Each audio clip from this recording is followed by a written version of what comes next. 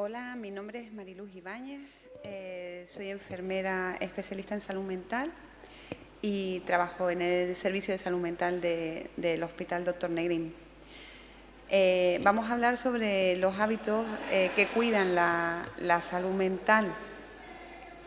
Pero claro, para hablar de hábitos que cuidan la salud mental, quizás tengamos que empezar hablando sobre qué es un hábito, ¿no? Quizás el aspecto que yo creo que es más esperanzador en relación a los hábitos y concretamente a los hábitos de cuidado es que todas las personas podemos generar hábitos que nos cuiden, ¿no? No es algo que venimos ya con ellos como metidos en el software, ¿no? Sino que es algo que podemos ir generando y es el aspecto más importante a la hora de tener en cuenta cómo irlos implementando e irlos incorporando a nuestras rutinas de cuidado, ¿vale? Tendríamos que partir también de qué no es un hábito y lo decimos, un hábito no es, por ejemplo, una predisposición o una forma de ser, ¿no? La clave es que son estrategias aprendidas que se incorporan, lo cual resulta muy esperanzador, porque yo puedo incorporar cosas y sé que al incorporarlas a mi rutina, pues de alguna manera lo que hace es que me esté cuidando mejor, ¿vale? De eso vamos a hablar. Y el cuidado lo vamos a centrar en cuidados que tengan que ver con el cuidado de mi salud mental. Aquí está la definición explicada de forma clara y concisa. Es decir, un hábito es una conducta llevada a cabo con regularidad, es decir, repetida en el tiempo, que es aprendida y que requiere de poco o ningún compromiso racional para llevarlo a cabo. Esta es la clave, es decir, si a mí el hábito me cuesta esfuerzo mantenerlo, en algún momento esa conducta va a desaparecer de mi vida, ¿vale? Hay algunas claves que nos van a ir señalando cómo y de qué manera puedo ir incorporando hábitos en mi rutina. ¿Qué voy a incorporar yo? Pues voy a incorporar aquellos hábitos que de alguna forma me son más fáciles incorporar. Es decir, como ejemplo, si por ejemplo yo decido empezar a ir al gimnasio, obviamente será más fácil si el gimnasio está cerca de mi casa. Si para ir al gimnasio tengo que coger la guagua, trasladarme, invertir más tiempo, es muy posible que esa planificación de ese cuidado no avale que pueda continuar durante mucho tiempo llevándolo a cabo, ¿vale? Es decir, voy a convertir hábitos aquellas cosas que me van a hacer, que me es fácil repetirlo. Este proceso nos sirve también a la inversa, es decir, si lo que quiero es eliminar hábitos que considero me están perjudicando, pues cuanto más difícil me lo ponga, mejor. El ejemplo que se suele poner es bastante gráfico y siempre es el mismo, pero me gustaría tenerlo muy presente. Es decir, si alguien que yo conozco quiere dejar, por ejemplo, de utilizar o de jugar, se plantea jugar menos con los videojuegos, pues antes de que tenga la consola montada con todo el cablerío puesto en la tele y demás, se le propone la posibilidad de desmontarlo y que cada vez que quiera jugar al videojuego, pues lo monte. Este trabajo que va a llevar a cabo a la hora de practicar su rutina de videojuego, que es una rutina contra la que quiere luchar, pues todo este trabajo que tiene que desplegar antes de ponerse, sentarse y disfrutar de jugar al videojuego, va a actuar desincentivando el que la persona quiera hacerlo. Es decir, con los hábitos, recapitulando, hay que hacer dos cosas. Hay que ponerlos fácil, es decir, otro ejemplo, si yo quiero beber más agua, ¿no? Pues lo mejor es que tenga botellas en donde normalmente estoy para no tener que desplazarme, es decir, me pongo fácil el acceso a lo que quiero hacer, que es beber más agua. Pero si lo que quiero es dejar de comer dulces, pues mejor no los compro, ¿vale? O los tengo lejos, en el último estante, donde a lo mejor no llego y tengo que coger una silla, ¿vale? Entonces, con los hábitos que quiero incorporar, intento que la conducta sea fácil y accesible. Con aquellos hábitos que de alguna forma quiero desincentivar, intento ponerlo lo más difícil posible. Pero además existe otra serie de cosas cuando estamos hablando de incorporar hábitos a la vida. Muchas veces hablamos sobre la motivación que tenemos para algo y obviamente es importante. Pero hay algunos estudios que le quitan un poco de peso a esto de la motivación.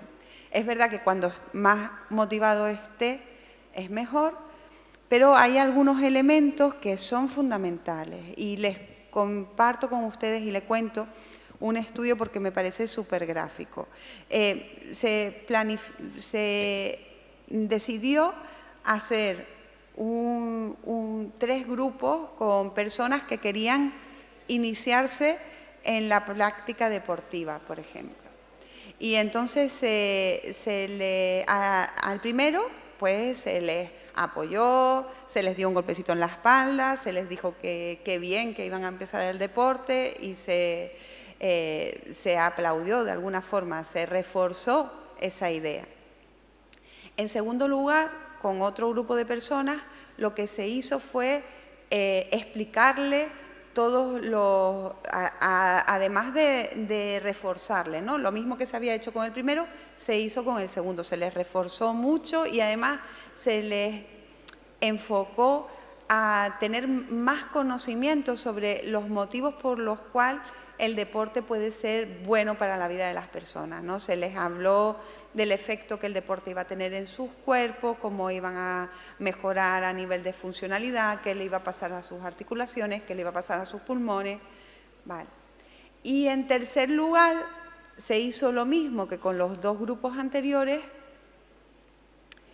pero además se les pidió que escribieran en un texto muy corto, si pudiera ser en una frase, una planificación de cuándo, dónde y a qué hora iban a hacer el deporte, que se programaran, que se planificaran.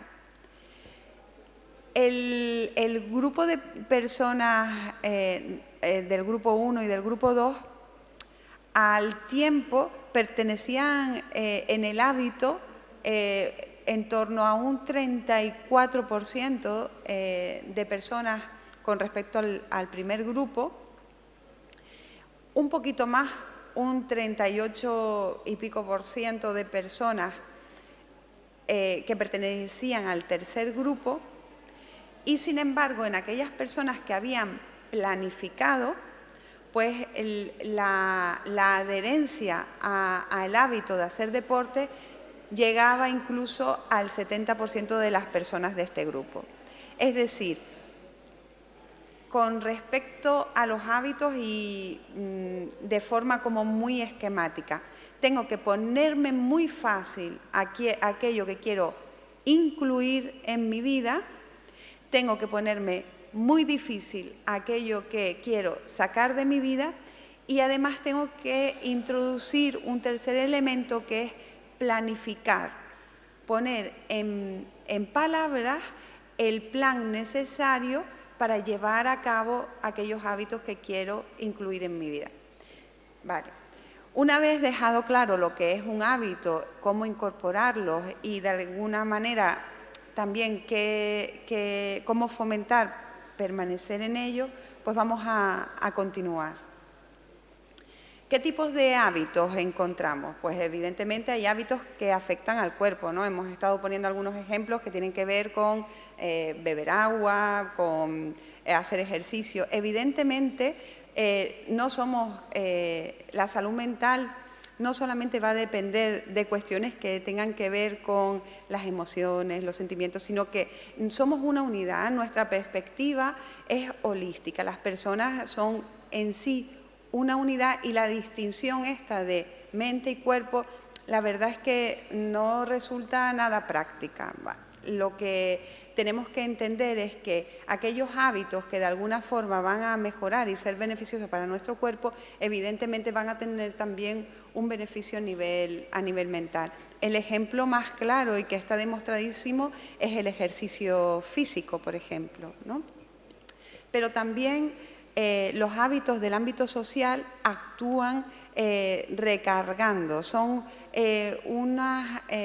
hábitos que claramente van a tener como efecto sobre la persona que tiene más interacción social, más habilidades de comunicación, que tiene un grupo de apoyo, que puede hablar, llorar y estar con más personas, va a tener un efecto como parecido al sueño, por así decirlo, me recarga las pilas. La relación con los otros va a tener un efecto sobre mi salud mental reparadora, ¿vale?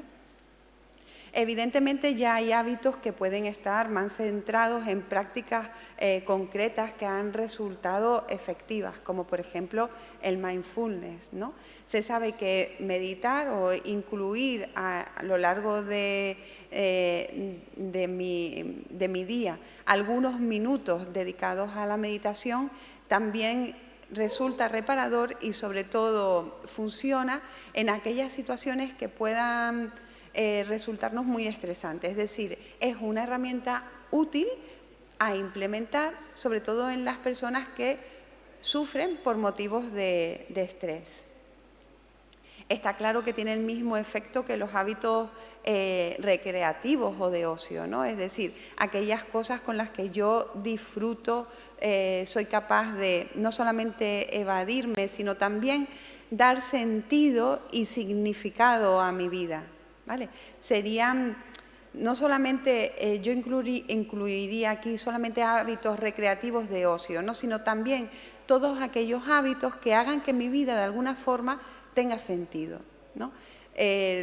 Evidentemente no siempre es así, pero muchas veces el trabajo que ejercemos nos ayuda y no podemos perder esta visión de por más que nos duela a lo mejor levantarnos un lunes o terminemos cansados, de alguna forma también viene a completar una parcela que da sentido a nuestra vida, nos da también una vida significativa, ¿vale? Y obviamente hablamos también de generar hábitos que nos lleven a cuidar los entornos afectivos, ¿no? El entorno afectivo también lo vemos dentro de los hábitos sociales, pero hay un círculo más cercano cuando hablamos de amigos cercanos, cuando hablamos de familia, cuando hablamos de expresión de los afectos que normalmente se dan en los círculos más cercanos y por lo tanto también hay que cuidar todos aquellos hábitos que de alguna forma nos van a llevar a cuidar este rol social cercano, por así decirlo. Bueno, como decíamos, con respecto a los hábitos, dos palabras claves que es quizás lo más importante con respecto a eso. Se pueden aprender y se pueden incorporar a mi vida, ¿vale? Yo puedo aprender herramientas que me ayuden a manejar el estrés, como por ejemplo el mindfulness. Puedo aprender o incorporar a mi vida el ejercicio físico para conseguir esta dualidad mente-cuerpo que sabemos que nos va a reportar beneficios de manera global a nosotros como personas en todo nuestro en todo nuestro ser, por así decirlo, y los puedo aprender y los puedo incorporar. Puedo también aprender o incorporar técnicas que me hagan tener una comunicación más efectiva para poder relacionarme mejor con los otros y generar fácilmente estos espacios de recarga, recarga social, por así decirlo, ¿vale? Entonces, todos estos elementos pueden incluirlos como hábitos en mi vida y no tengo que traerlos de serie, ¿no? Hay personas que ya de serie se relacionan bien con el resto, pero si yo no lo soy, si tengo dificultades, si me cuesta, si soy muy tímida, pues también puedo incorporar algunas herramientas que me ayuden a relacionarme y así mejorar la cantidad de hábitos que tengo para cuidar mi salud mental. Pero claro, quizás aquí ya hemos hablado de que es un hábito y cómo de alguna forma poder generar o qué claves podemos aportar los profesionales para que las personas puedan incorporar buenos hábitos para cuidar su salud mental. Pero, ¿qué es la salud mental? Quizás es un concepto o algo que tenemos que pensar y redefinir entre todos, ¿no? Realmente ahora las personas cuando hablan de salud mental hablan de cuestiones que a veces es una mirada de la realidad o el reflejo que nos da mirar la realidad y ver lo que pasa a nuestro alrededor pues con preocupación, ¿no? Muchas veces hablamos de salud mental, pero realmente lo que estamos hablando son de problemas sociales, de dificultad para conseguir una vivienda o problemas que no hemos podido resolver como sociedad para tener los condicionantes mínimos para yo poder desarrollar mi salud.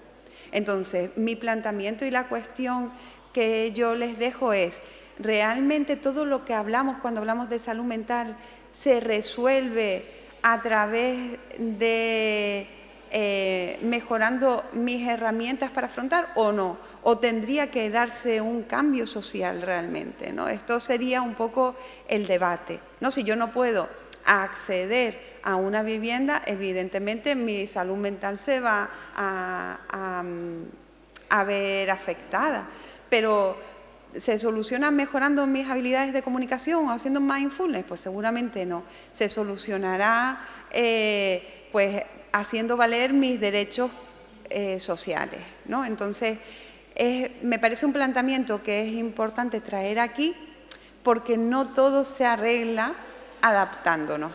Hay muchas cosas que se arreglan desde una perspectiva mucho más colectiva y una perspectiva mucho más social que de salud mental. ¿Que va a afectar mi salud mental? Evidentemente sí, pero la solución no solamente viene por las habilidades que yo pueda implementar o mis hábitos, ¿no? También tendrán que ir por otras vías. También hablamos de salud mental cuando hablamos de trastorno mental grave, y ese sí, ¿no? El trastorno mental grave es una circunstancia que afecta a personas y que es a donde se tienen que dirigir todos los esfuerzos del personal de salud mental de las áreas de salud, ¿no? Es un grupo, una población que tiene más capas de vulnerabilidad. Es decir, todos los seres humanos somos seres vulnerables, pero hay algunos colectivos que además añaden una perspectiva un poco estigmatizante con respecto al resto, ¿no? La sociedad los prejuzga, estigmatiza a las personas y las aparta. Ahí se tienen que dirigir todos los esfuerzos del personal de salud mental y me refiero sobre todo a el ámbito o las personas que tienen problemas de trastorno mental grave, que es a quien nos dirigimos en mayor medida los profesionales de salud.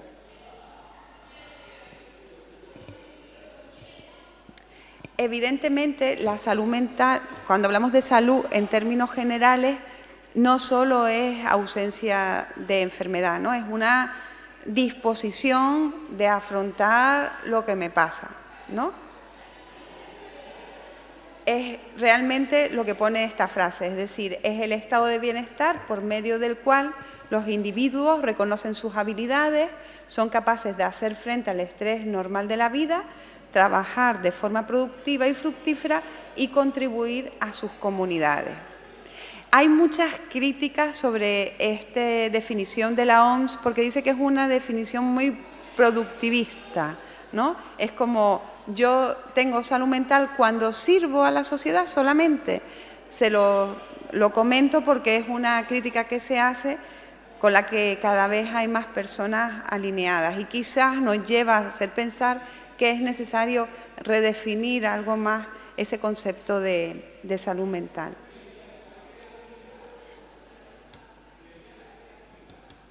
Bueno, realmente la salud mental forma parte del discurso de personas que antes no hablaban de ella, ¿no? Y en este sentido, pues es de agradecer que se dé cierta visibilidad.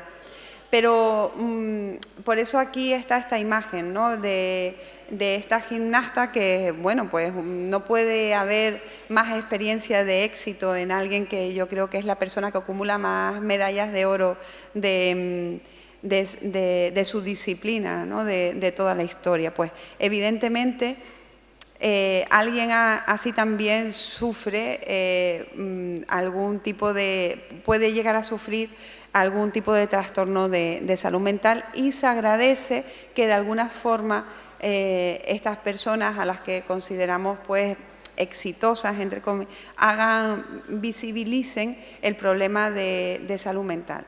Lo que pasa que no sé exactamente qué le pasaba a esta gimnasta, pero sí es cierto que muchas veces hay diagnósticos con los que las personas sí se alinean y se ven, como por ejemplo, pues todos los trastornos que tienen que ver con la ansiedad y demás, pero hay trastornos que siguen siendo un poco apartados de la sociedad, ¿no? Y me refiero un poco, y retomo lo dicho antes, a todos aquellos trastornos que se engloban dentro del trastorno mental grave, como suele ser la esquizofrenia, que sufren doblemente.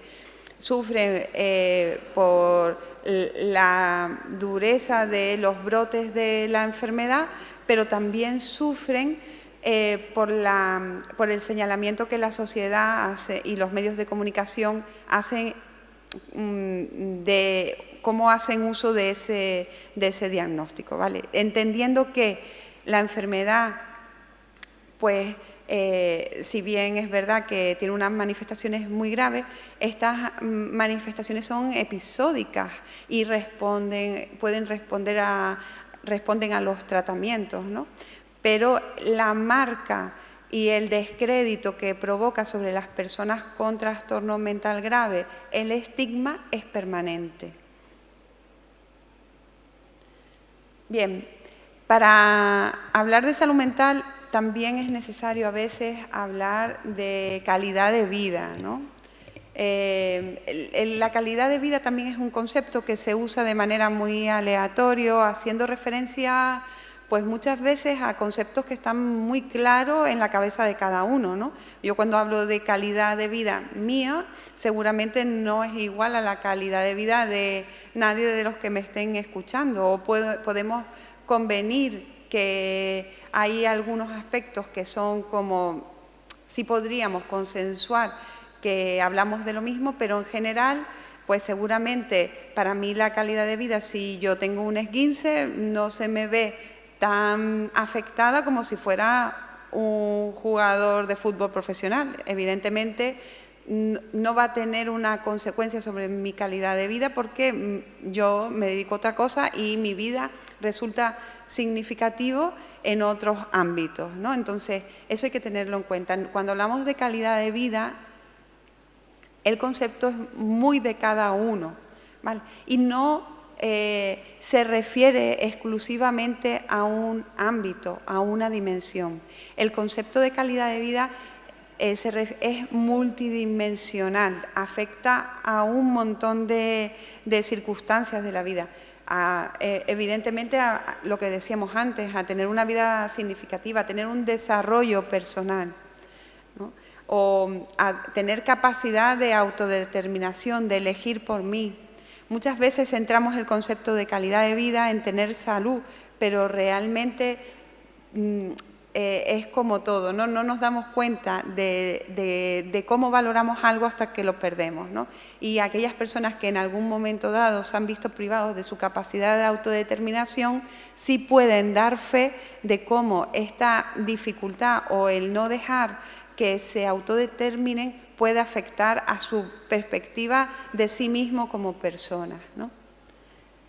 Evidentemente, la calidad de vida también va a tener que ver con las relaciones interpersonales, con el fomento de las amistades, la protección de la intimidad, el apoyo a la familia, el derecho también al honor. ¿Vale? A veces los profesionales de salud pueden en determinados contextos hablar de las personas de forma que podamos vulnerar de alguna forma su derecho al honor, y es algo que las personas tienen que hacer valer y que luchar porque se considere necesario que se proteja la intimidad y el apoyo a las familias y el derecho al honor de las personas cuando están en algunos ambientes sanitarios, como por ejemplo la hospitalización. ¿Por qué? Porque defender mis derechos también es una dimensión de calidad de vida. Yo tengo que hacer valer mis derechos. El hecho de que no se respeten va a tener un efecto sobre mi perspectiva de calidad de vida. Evidentemente, lo que nos trae aquí, que es el bienestar más englobado dentro de lo que se conoce como bienestar emocional, es decir, el tener un ambiente estable, previsible, donde yo más o menos pueda saber a qué atenerme, tener unas reacciones como por ejemplo la tristeza o la alegría y saber que se van a encajar desde una perspectiva de normalidad. Es decir, en ningún caso tener salud mental implica estar siempre alegre o siempre contento. Es decir, estar triste si yo estoy viviendo una situación dramática es la respuesta de salud mental sana. Lo enfermo, por así decirlo, sería tener una respuesta de alegría ante una situación que fuera triste, ¿no? Evidentemente, la calidad de vida también va a tener una base y una dimensión física, ¿no? Y obviamente lo que hablábamos antes, el bienestar material, muchas veces lo que impide que las personas alcancen mayores cotas de bienestar en salud mental se debe a circunstancias difícilmente abordables por los sistemas de salud y que tienen que ver con ámbitos que corresponden a la propiedad, al empleo, a las pensiones.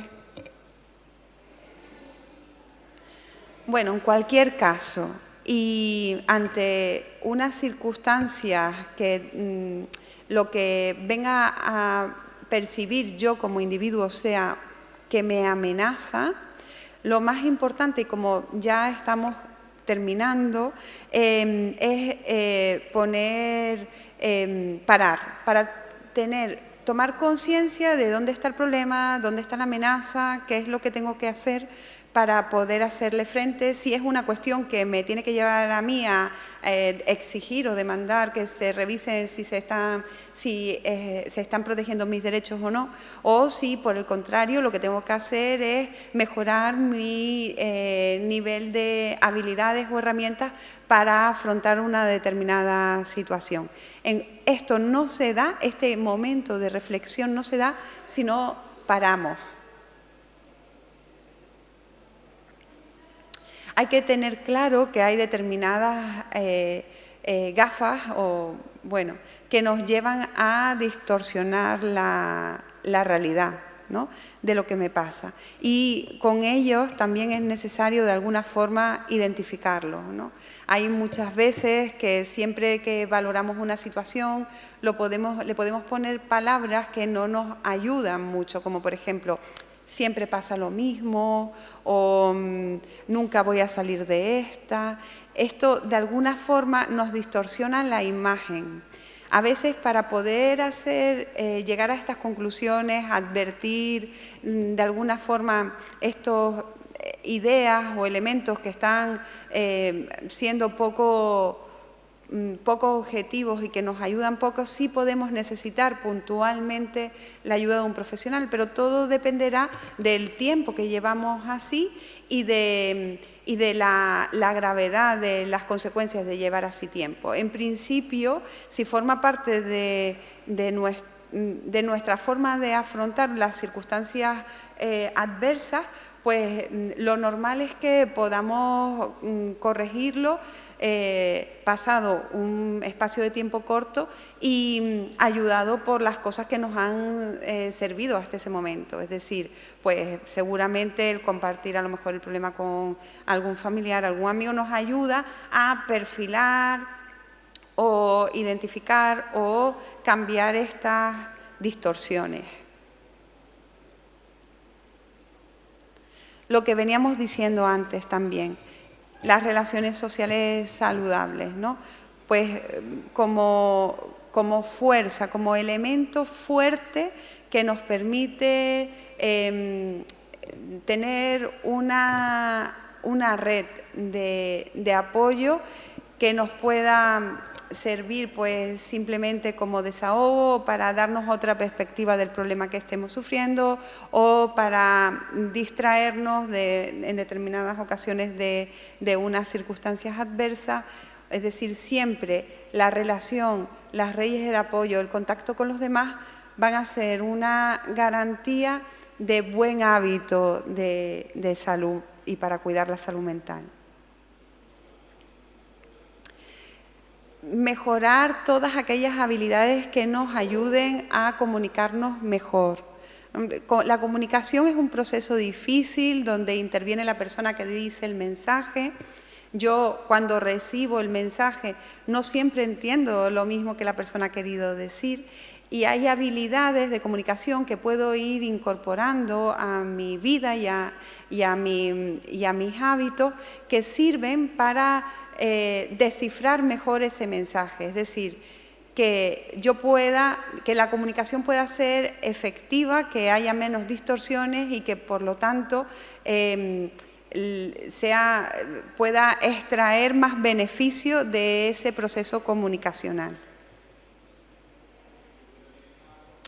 Lo que hablábamos antes también, el sentido de la vida, ¿no? Darle en cualquier ámbito profesional o en cualquier entorno, en cualquier etapa de la vida, seamos jubilados, no jubilados, en cualquier momento, lo que da valor a la vida en muchos aspectos es el sentido que le demos. El sentido pues es el que cada uno le da a través de sus valores y sus creencias. Evidentemente los valores y las creencias no son las mismas las de todo el mundo. Hay personas que sus valores y creencias están en relación sobre todo a, por ejemplo, se me ocurre a la familia, ¿no? Y bueno, pues su vida tiene significado pues siempre y cuando su tiempo, su ser esté en conexión o dando servicio a su familia, ¿no? Pero hay otros que no. Es decir, en que mi vida tenga un sentido va a estar ligado íntimamente a los valores. Y los valores, aunque son una creencia, la mejor forma de analizar cuáles son mis valores tiene que ver con que yo piense, que aunque me pare y piense, bueno, ¿y a qué le dedico yo más tiempo? Porque seguramente eso va a responder a la pregunta de ¿realmente qué es para mí un valor? Oye, pues yo lo que le dedico más tiempo es mi trabajo. ¿Y qué pasa? ¿Que el trabajo es a lo que yo más valoro?